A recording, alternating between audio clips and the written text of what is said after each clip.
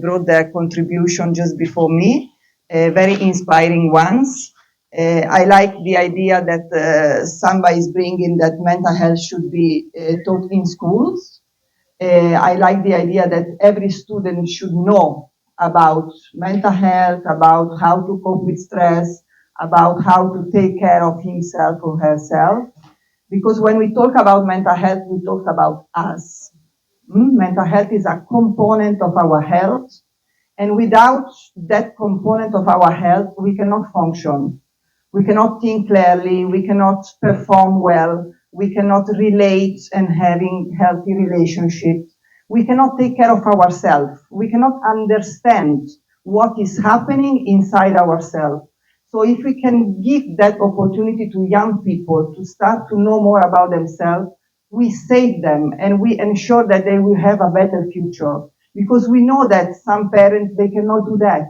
We know that our society here is full of challenges, starting from poverty, going to a lot of social issues. And sometimes parents, they cannot have that awareness. So schools are a place where, mental health awareness can be improved and where students can equip themselves with those important soft skills that can make a huge difference in their life. And thank you also to my colleague that is close to me, because mental health is a right, it's not a privilege. So I'm really calling, for attention from the Ministry of Health, because every hospital should have a psychologist, a counselor, someone who should be there just to listen. Because majority of people who is going to the hospital doesn't even need medicine. And I'm saying this because it's more than 10 years that I am on the ground and I have seen so many situations. People just need to understand themselves, their emotions. They need to understand how to handle their thoughts. They need to understand that, they come first because their health is important and they need to learn how to take care of themselves. And if no one is guiding them, hospitals should have that, space to educate people. So doing that will also, decrease of the patients, number even in the hospital. Doing that will help people to take responsibility of their health, and build a healthier society, I would say. So when we talk about mental health, we talk about the way we cope with stressors, the way we work or we study, productively and fruitfully, the way we contribute to the well-being of our communities. Obviously, we cannot be there, 365 days every day, right? So just like our physical health is kind of fluctuating, our mental health is also fluctuating. The problem is that if we don't know what to do, right? I have young people now coming through ChatGPT because they feel like something is wrong with them, but they don't know. So they feel ashamed to ask for help. They don't have any information from the external world. They go to the artificial intelligence and, put there what they are going through. And, ChatGPT is telling them, you need to see a therapist. You need to ask for help. So I arrived in the Gambia 10 years ago with my background of, clinical psychology and therapies. For the ones that doesn't know what is my job, so I am a mental health professional. But my job is not to give medicine like the psychiatrist. It's just to guide people, to listen to people, to give them space, to help them to understand how to handle their feelings, how to handle their thoughts, how to handle their behaviors, to help them understand how to cope, with family conflicts, the relationship difficulties, but also with some health issues, because mental health comes also with physical symptoms. Anxiety can bring, problems with breathing, right? Stress can bring so many physical symptoms as well. So when I arrived here, I was trying to look for a job. And to my surprise, with so many vulnerabilities, with so many issues, I could not find job as a psychologist. So I said, something is, going on in this country. And then I started, to explore and to ask around, and I really saw that the situation of the mental health was really, really bad. Very few professionals, very, very few services.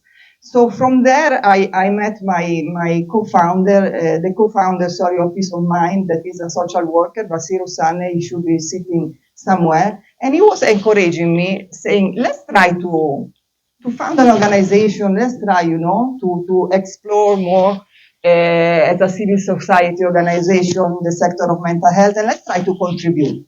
So since then, we are really trying to raise awareness, to advocate, but with the idea that if people knows more about mental health, they can take care of themselves. It's not necessary to assist them. Of course, some individuals, they need further assistance and further treatment, but majority of people, they just need, a basic understanding. That is why I want to encourage you also from today, go and read about mental health. Informations are available. Go and read about, feelings and, and how to handle those, because that will make a difference in your well-being and also in the way you can perform and contribute to your family well-being as well, to your community well-being as well. And of course, I'm also glad that we are sitting here for the first time ever in the Gambia, I would say, having a full week, focusing on mental health. A big thank to the Ministry of Health in collaboration with the amazing task force that we have, because for me it's just a dream, becoming true. It means now no one can say I don't know what is mental health, or let's neglect mental health. Now we know, and we are just ready all together to push, because it will make a huge difference in our life and in the life of the country. Yeah. So thank you very much. Let me get back to your question. I would say that, the service delivery is really the foundation on the legislation and the policy. So if we want to have, effective service provision, we really need to have, legal framework and legal policies that can also, reflect the current realities and the needs that are present in the country. When we have an outdated mental health laws, which we are currently having, of course, we have limitation when it comes to coordination, to accountability. It makes it difficult for service providers even to respond effectively to the people's needs. So when it comes to school, for example, of course, the absence of clear mental health, guidelines and frameworks can really leave the teachers and the students and everyone without adequate support. And that is happening in every sector, I would say.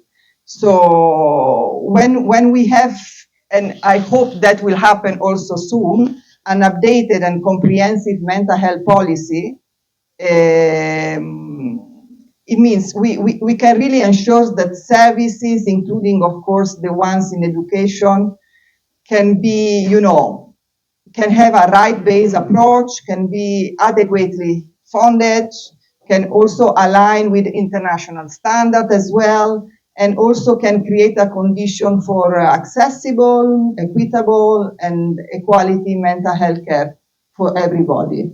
So I really wish, we are moving steps in the right direction. And I like you also to keep in mind that there is no health without mental health. So we have really to join hands and make sure that we come together and we spread the message that we need to take care and to know more about our mental health. Thank you so much. Thank you. Dignity and respect as physical health. Today, I will explore the legal and ethical imperative for mental health parity, from patient right to policy reform. Let us begin by revisiting what it truly means to have the right to health.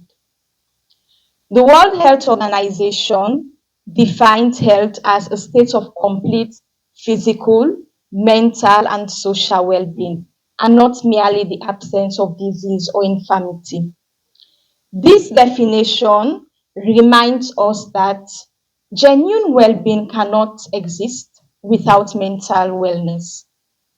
The right to health therefore includes the right to both physical and mental well-being equally and without discrimination. This principle is reinforced by international frameworks such as the Universal Declaration of Human Rights, the International Covenant on Economic, Social and Cultural Rights, and the African Charter on Human and People's Rights. Together, they paint a clear picture. The right to health is holistic and inclusive. While progress has been made in many areas of healthcare, mental health often remains less prioritized. Yet, this is an opportunity to grow, to strengthen our systems, and to create a future where all aspects of health are valued equally.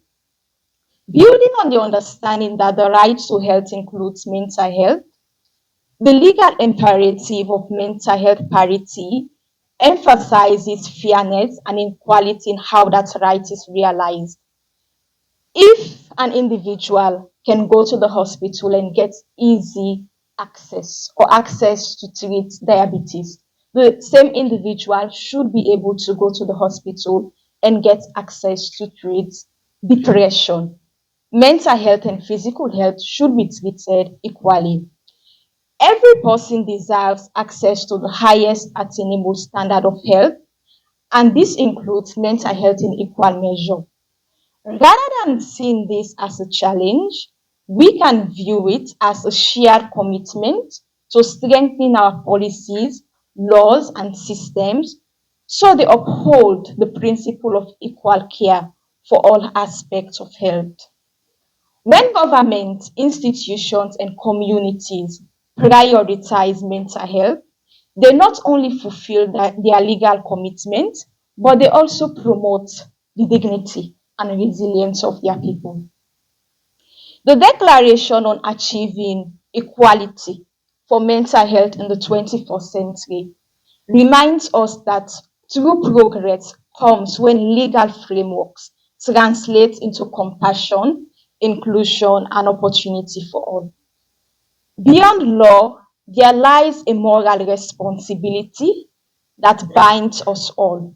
Ethically, we cannot speak of justice, compassion, or human dignity without including mental health for the government to do what they have to do.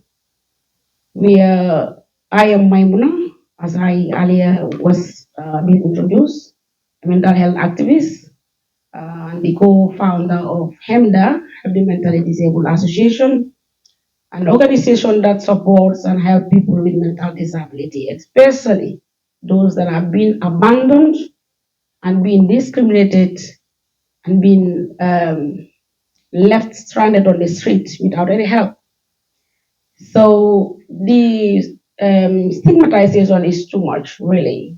As we are always on the field, we know how they feel, we know the things that they are going through.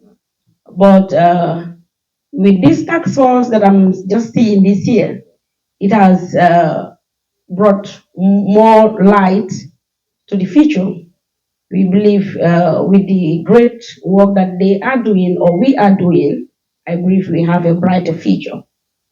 And connecting people with mental disability, uh, with mental health, essential service and support together, I believe it is something that we have to do collectively because helping individuals building relationships and also finding a sense of belonging is something that we all have to work to make sure it is happening. I have been with them. The only thing that my organization don't do with these people is to sleep with them. But we spend the whole day. We do a lot of things together with them. We laugh, have fun together. We do a lot of things. But I can see how stressful they are. They are people that they cannot talk. They cannot voice out their problems. They cannot tell us how they are being treated on the street. But I believe with the current situation and also the things that we are working together to make sure that mental health is being prioritized, I believe it is something that we can work together collectively. And regarding what Sophia just asked about the policies that have been, I have heard earlier on that the ministry is working very well in order to break that silence and barriers. And I believe it be a dream come true because we definitely are concerned about these people.